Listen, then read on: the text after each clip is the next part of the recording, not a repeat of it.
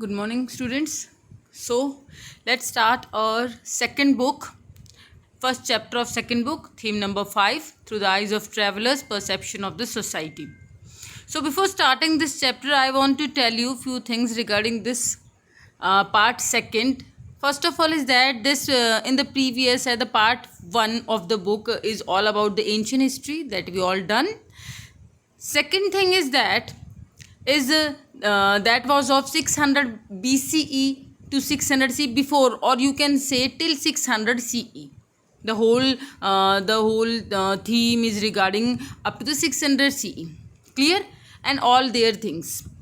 Now this the second part of this book is all about that medieval period, and this started from the timeline. Basically this started after 600 CE, but still we can say this started from the 8th CE or 8th century after common era, and after that going on procedure. Clear? Means in this whole book we are going to learn about the medieval time period. So what the medieval time period is all about, that Muslim invasion of the Muslims and all that. We differentiate with the Muslim time period generally in the medieval, like that in the ancient time periods are all about that Aryans, or you can say Hindus basically, and the medieval time period is all about that the Islamic culture and all that. So what we are going to do in the whole medieval time period is that basically is that how the like all everything regarding that started from the 8th CE to so on, like 16th century and 17th century till 17th century. Then how the Islamic culture started here, how that invasions and all that. So we are not going to read out the invasions here. We are going to do here is like from where we get all these things, what kind of society of this time period, what kind of social things, what kind of changes happened at this time period, which time period 8 CE to near about 16 17 CE, matlab before when that British arrived, before that. Clear? So their societies, their culture, their architecture, and who came here, travelers, and everything regarding the medieval time periods. Clear? And very important, Mughals and their lifestyle and their structure and everything in this whole book. Clear? So let's start our theme 5, and theme 5 is regarding the whole travelers. Theme 5 basically telling you about the travelers. Now, travelers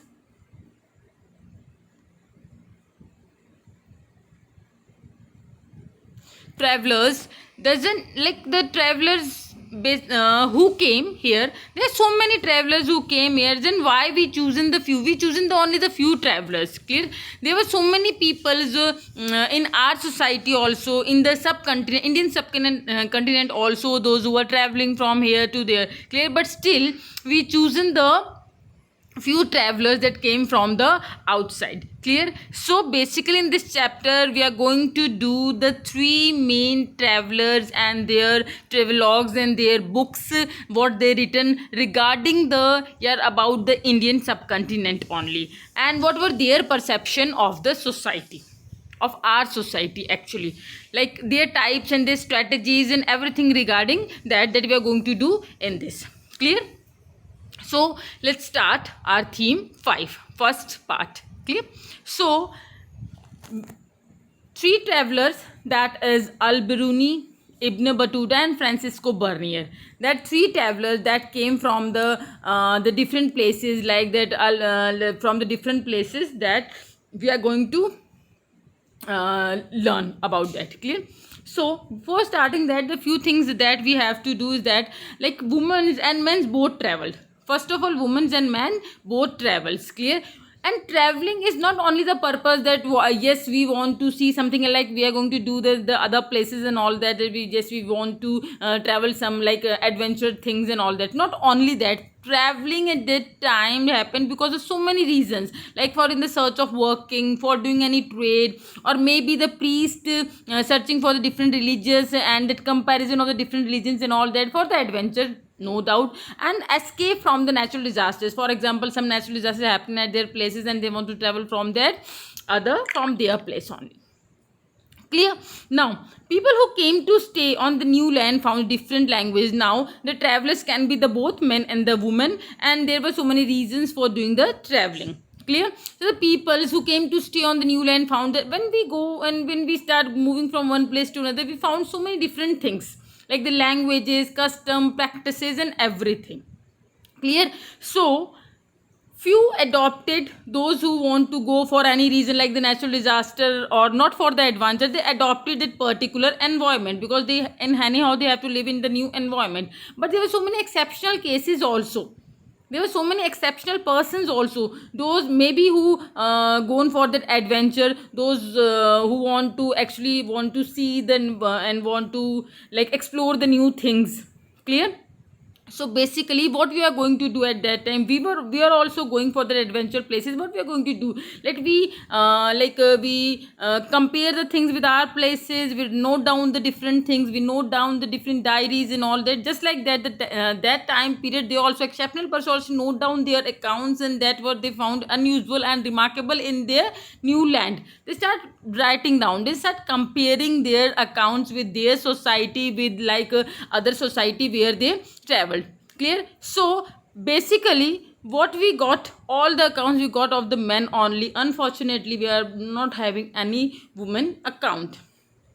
Clear? Now, so different account have the different subject, and it is not important that everyone writes the same things and write. So every account have their own subject and all that. For example, some travelers write regarding the court, some religion, architecture, some write about the monuments and monuments also. Like let's start about the monuments. If we talk about the monument, there is a new there is another chapter, I think so, theme 7 of this book. Not think so, actually it is the theme 7 of this book, that we are going to do about the Vijayanagar Empire in the 15th century. That all we see from the eyes of the Abdul Razak Samarkand, that came from the Herat, and he was a traveler. He came there Vijayanagar and wrote down their account.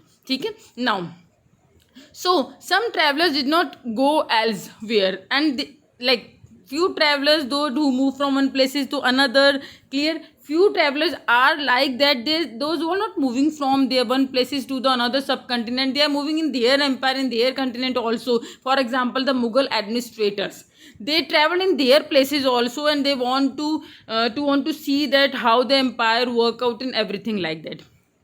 Clear? So in this chapter we got to know about the three, we get to know about the three. Here it is one mistake, description in the cities, actually it is. Okay? Here we get to know about the three travelers. Get to know about the three travelers who visited the subcontinents: Al-Biruni, Ibn Battuta, and Francisco Bernier. Al-Biruni came from the Uzbekistan. Khwarizm, at that time Uzbekistan name was Khwarizm. Clear? Uzbekistan. Now Ibn Battuta from the Morocco, means the Africa side, and Francisco, Frenchman. Clear? Like Al-Biruni 11th century. Please go through it, that Al-Biruni 11th century and Ibn Battuta 14th and Francisco 17th. So in this chapter they took the three different travelers from the different areas, having the different strategies, having the having the different centuries also. Clear? And they came in the different centuries also. So all the three had the description of the social and the cultural life. So basically in this whole we are going to learn about the basic general social things. And why we are not learning about our travelers and why we are not seeing because the common peoples, common travelers, common writers, or the native writers, indigenous writers were taken all these things for granted, and they were not that supposed to write all these common matters. Okay? They were not feel worthy for being recorded, like the common social issues. Clear? Now, so we are going to do the basically in this, and now we are going to do only this video is all about the Al-Biruni and his book and his account. Clear? So the three videos, I'm going to make the three videos on this chapter of the different three: Al-Biruni, Ibn Battuta, and the Bernier. Clear?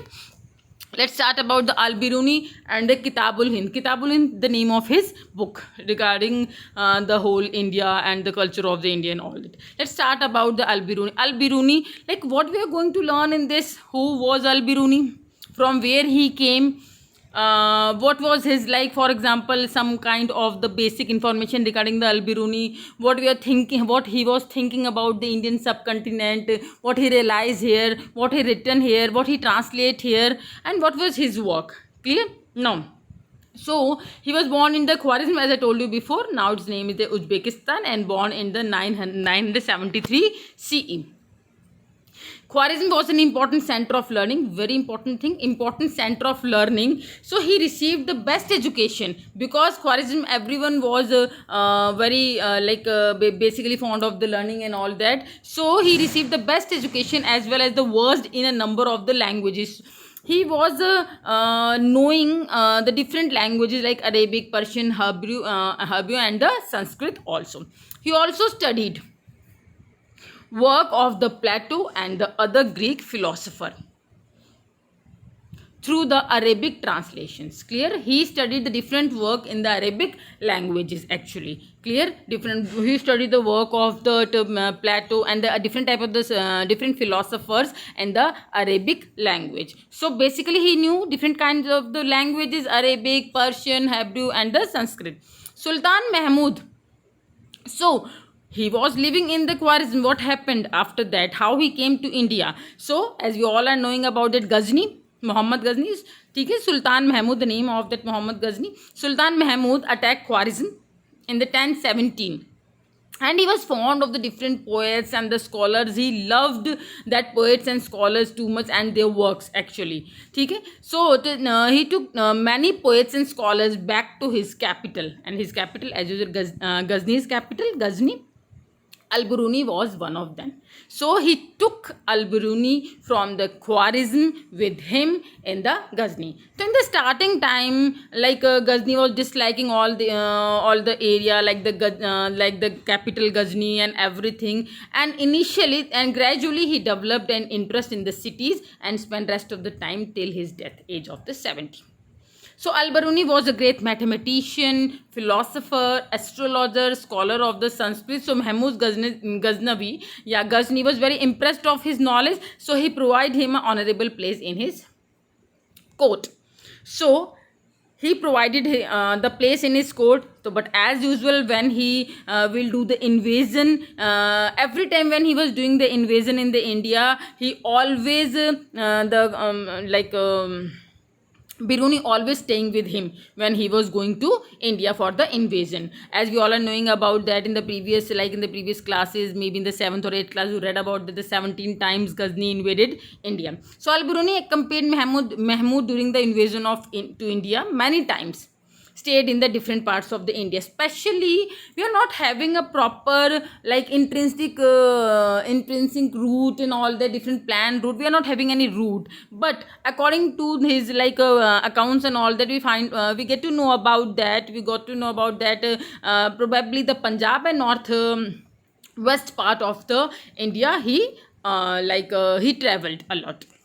So with the invasion, he stayed in the different parts of India. At this time, he developed interest in the India, because most of the time he came here at the time of the invasion. He gradually developed the interest in the India.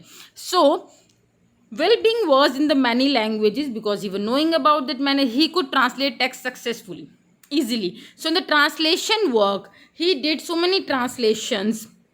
Translated several Sanskrit work in Arabic, including Patanjali's work of the grammar. Work of the grammar he also translated. So you have to know about the information that when he started, he came here to understand about that the language, because he was not knowing initially the language Sanskrit. Gradually he get to know about the language of Sanskrit with the help of the Brahmins. So after getting the knowledge of the Sanskrit, he start translating the books. Clear? In his translation, Patanjali's work of grammar is very important work. And just like that, Biruni translated the work of Greek mathematician Lucid was his name into the Sanskrit. Clear? So he translated the Sanskrit work into Arabic also. Clear? And he translated the Greek work into the Sanskrit also. So he was a big scholar. The term Hindu in the, actually this is not that the part of this but still we have to know about all these things in the small information that is giving in the NCERT in all the corners. The Hindu was derived from the old Persian word referred to the region east river of the Sindhu, that refer the region east of the river Sindhu, the area, the people, those who are living in the east of the river Sindhu. Sindhu means the Indus river, they called the Hindu. That is the Hindu is the old Persian word.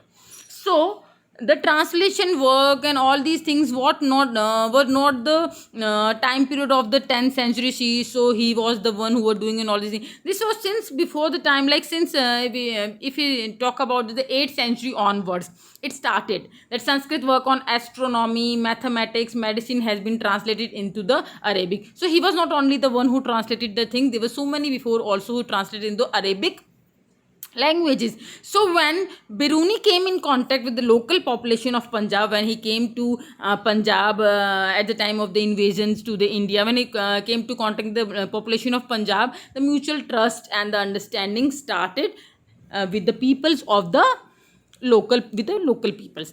So he spent years there with the Brahman priest, scholars. This you have to know properly. He lived with the Brahman priest, the scholars, Brahmin scholars, then start learning Sanskrit and religious and philosophical text there. Clear? That was the thing. After that, he get to know about the Sanskrit language properly.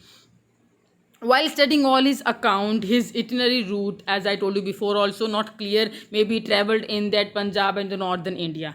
At that time period, when he came to India, like the time period of that 10th century, he came to 10th and 11th and 10th century, he came to India. There's so many traveled literature at that time were common in the Arabic literature. Like the people used to write down the traveled literature, and basically the area was, in that particular traveler literature area was between the Sahara desert in the west to the river Volga in the Russia in the north. So before 1500, so if we talk about our Indian or subcontinent before 1500, the few peoples were there who knowing about that the Al-Biruni and their account, but because that travel literature were common or in the Arabic area also. So if we talk about the west of the Indian subcontinent, there's so many peoples who are knowing about that the Birunis and the Bironis, and just like the others travelers work. So this was that few things that we have to know about that Al-Biruni. That was like for example his yatra, you can say his route from the Khwarizm to the sorry, it is mistake, Khwarizm to the Punjab. Clear? Now after that, what he done, how he written his book. Clear? The Kitab ul Hind was the name of his book. He wrote a book named the Kitab ul Hind. This book basically has the 80 chapters. You just you imagine like that in our the first part only the 4 chapters are there. Now this book had the 80 chapters, and it was just a simple and the lucid in the language. It covers many subjects. Now every chapter has a different subject. It covers so many subjects and so many topics. Like as the one book has the astronomy, philosophy, religion, festivals, alchemy, weight, measures, social life, iconographies, laws, and meteorology, science of the measurement. Different types of the subject in this book, and it is also known as the Tariq-e-Hind. Generally, now what is the technique of writing his book or writing his chapters? Generally, I'm not talking about always, but there is some technique. It's important one. There is some technique to write his chapter. Like the Biruni adopted distinctive structure. What is the structure in each chapter? Beginning with a question, he start a topic or a chapter beginning with a question, and after that he described this whole in the, like he described the answer that based on the Sanskritic tradition.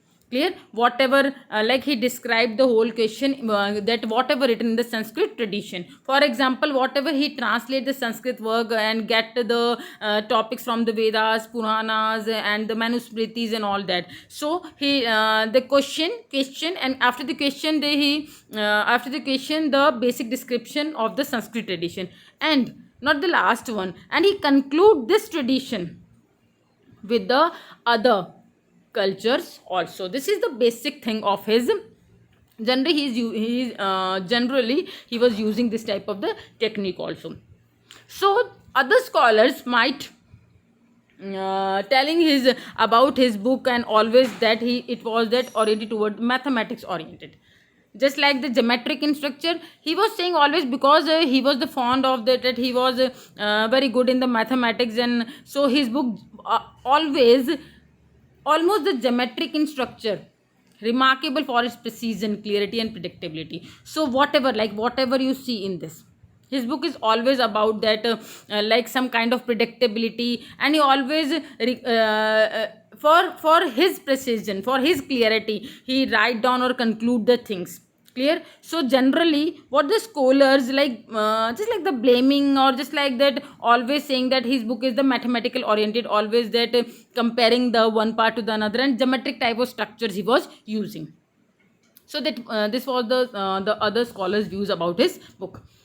He used the Arabic language in his book. Mostly his text is all about the frontiers of the subcontinent, the peoples who are living in the frontiers. That is why he put on the like why he wrote about the frontiers, like the people living on the frontiers. Guess the answer is just like that, he was living about the frontiers. Always when he invaded here in the India, the people suffered the most sufferers, or the peoples were the frontiers all only. Okay, those who were living in the frontiers. So he was familiar with the translation and the adoption of the Sanskrit, Pali, Prakrit text into the Arabic, because he learned all the things with the living with the Brahmanas and the Indian peoples and all that, including the work of astronomy and medicines. One thing he point out that he was very critical about the ways in which he said that whatever in these books were written, he wanted to improve it. He was like very critical about the ways, like what kinds of the books written in that in Indian subcontinent. For example, what he wrote about that, like Patanjali's and whatever it is, he was critical about the book, and what he want to improve the method of the writing in that. Clear? So this was your second about his book. Like making a sense of an alien word, just like the for the Al-Biruni, it's just like the Aryan word, like how he learned the Sanskrit tradition. What were the like Al-Biruni and the Sanskrit tradition, what were the barriers, what were the obstacles that came in understanding the Sanskrit, or in written on or by written for writing his account and all that. So what were the barriers? So if the good part of this is that Al-Biruni is always knowing about the problem that he is going to face in writing that Sanskrit and all that. Clear? So overcoming the barriers to understandings, let's talk about that, their barriers. He was knowing about the barriers to understand the Sanskrit. So most probably every writer compared the beliefs and practice in which what they were familiar, like what the things they were familiar with their places, and they start comparing with that type of the things with that the other places. Each traveler had their own strategies, like I told you before, the Al-Birunis has the strategies of that, the questioning and that explaining and the comparing and all that. Clear? Al-Biruni also knowing about the obstacle in the task he had set for himself. What type of task he had set? To learn the Sanskrit. He knowing about that obstacle will come, and three types of the problem that he was facing. The first is the language that he was facing, that Sanskrit language is so different from the Arabic and the Persian language, and the like it is very difficult to translate the text into the Arabic and the Persian, because there were so many ideas and concept which cannot be like formalized, or which cannot be given a particular language or particular way to write. It is not easy to it was not easy to translate, or they give the views to translate it. And the second one is the differences, like the different religion beliefs and the practices that he was seen always in their places, and that what he is seeing here in the Indian subcontinent. Third, the self absorption and the insularities. Like for example, if they talk about the insularities, insularity generally is a term when we generally meet about the person, those are new with their experiences. For example, if sometime we meet about that, like a foreigner or the another like a foreigner or another subcontinent people, that what type of thinking, like at that time we start like we were not so broad at that time. Okay, mind is so narrow, we are not actually sharing all the things with them, or maybe some insular type of behavior we are having. So at that time people were not actually, local people were not actually sharing everything from that. That was the third thing that he was knowing about, that ki everyone is not going to tell everything, and in the whole like with the wholehearted. Clear? So these were the barriers that he was knowing about, that barriers and all that. But still the good thing is that after that after that all these barriers also he learned Sanskrit, he translate it in the different. Now though he was aware of the problem, still he mostly depends on the work of the Brahmanas work. Like he took the sites from that Vedas, Puranas, Bhagavad Gita, Patanjali manuscripts, etc. to understand the Indian society. So how he understand the Indian society? With the help of the Brahmanas work. This was the second, that how he overcome his barriers. Al-Biruni description of the caste system. When he was learning about the Brahmanas work, when he seen all that local population and their works and everything in the society, sorry, then he seen different type of the caste system, as we all are knowing about the caste system. Then he see the caste system, and that what he described regarding the caste system, what he was thinking about the caste system.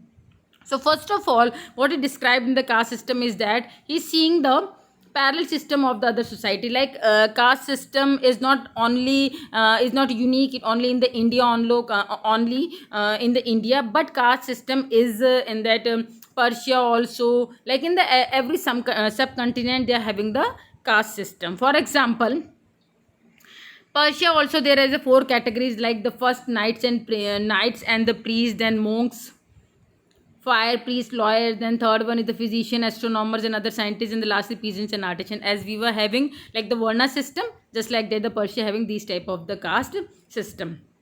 But at the same time, I was telling you, in Al-Biruni he was comparing always with the other culture and all that. But when he write about the caste system of India, he compared it with the Persian.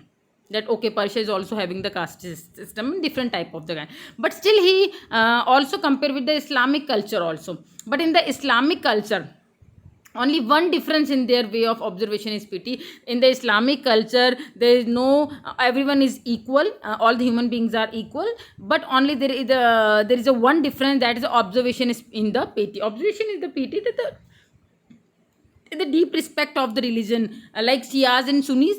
Clear? Like that, just like that examples. Although he accepted the Brahminical description of caste but disapproved. Now all his work is regarding about that the Brahminical work and description of the caste. But he, in the Brahminical works, he accepted all the things. He accepted that caste system is there. He written all the types of the Varna system, like that Brahmanas, Kshatriyas, Vaishyas and that Shudras. But he is not accepting the notion of the pollution. For example, if you talk about the untouchables and the like Chandalas that I told you before and all that, they disapprove the notion of the pollution. He not approved this. What he written, like when he start comparing the things, what he written, like he remarked that everything which falls in a state, that was his precision. What he was remarking is that everything which falls in a state of impurities strives to succeed in the regaining its original condition of the purity. Means slowly they start again gain its condition of the purity. Means impurity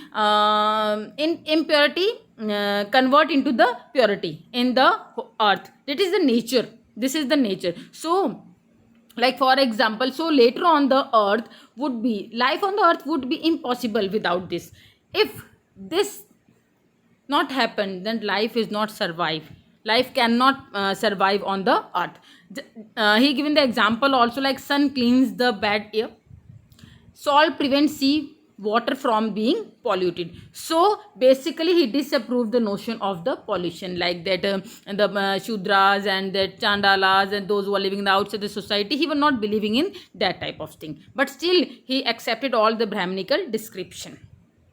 According to him, the conception of pollution intrinsic to the caste system in the India was contrary to the law of nature. So according to him, this was the thing that he was not accepted. Actually what he was saying, that the caste system, intrinsic pollution of the caste system is contrary to the law of the nature. It cannot it cannot happen, like nothing is impure in the world.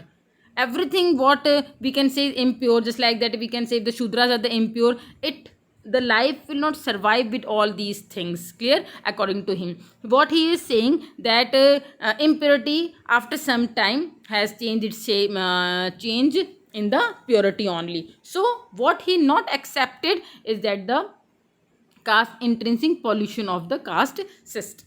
So as we have seen, so what we have seen, that he accepted the brahminical description, he written all the caste system or the varna system, everything, that caste system is everywhere and the difference, but he's not accepted the notion of the pollution. So as we have seen, that his description of the caste system fully influenced with the brahminical text, whatever he write, everything according to their point of view. Clear? Brahminical point of view. However, the real life of the system was not rigid. But still, if we talk about that time period, the 9th or 10th century CE time period, at that time, this the caste system is not too rigid. Only the Brahmanas written in their books and all that, but caste system is not too rigid. Everyone is working with each other. So he given the example also, like Antajya. Those who are living the outside, for example the people, those who are not the outside of the society and all that, they also for the economic networks, they are also doing the giving their services to the both peasants and the zamindar. So what he did, what we can see regarding this, that brahminical system or the caste system was not too rigid. Clear? So at the last, there were the two drawbacks of his account. That first thing is that it is only the social life, not the political condition, or elaborated here. And the second one is that he only written, like he only just translate the work, the Sanskrit into the Arabic.